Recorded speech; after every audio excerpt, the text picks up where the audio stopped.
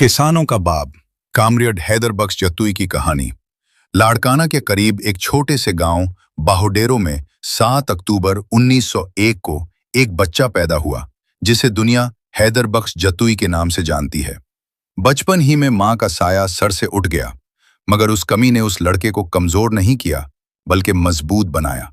वो बच्चा किताबों का आशिक था, सोच का मुसाफिर था और इंसाफ का प्यासा था।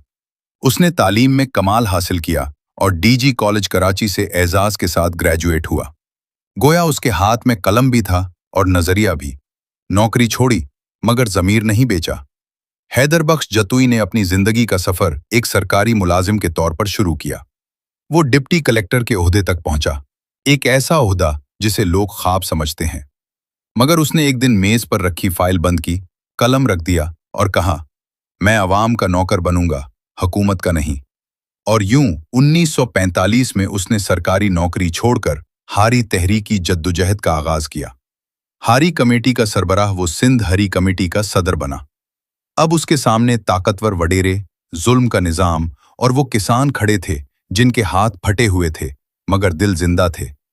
हैदर बख्श जतुई ने इन हारियों को बताया, जमीन अल्लाह की है, मेहनत तुम्हारी है, लिहाजा हक भी तुम्हारा है। उसकी आवाज सिंध के खेतों में गूंज बन गई। हारियों ने पहली बार अपने हक के लिए जीना और लड़ना सीखा। कैद, जंजीरें, मगर हौसला नहीं टूटा। हुकूमत ने उसे खतरा समझा, उसे जेलों में डाला, कभी मियानवाली, कभी कोट लखपत, कभी लाल खेला।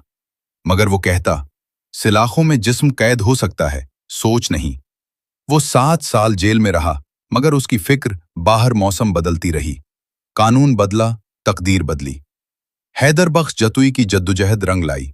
सिंध असेंबली ने टेनेंसी एक्ट मंजूर किया, एक ऐसा कानून जिसने हारियों को पहली बार जमीन, मेहनत और इंसाफ का हक दिया।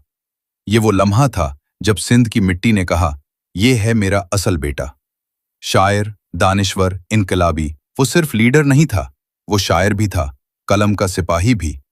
उसकी शायरी में दर्द भी था, बगावत भी, मोहब्बत भी, नजरिया भी। किताबें जैसे हारी गीत, तोहफा सिंध, सलाम सिंध उसके अंदर के इंसान को जाहिर करती थी, वो इंसान जो हर कमजोर के साथ खड़ा था।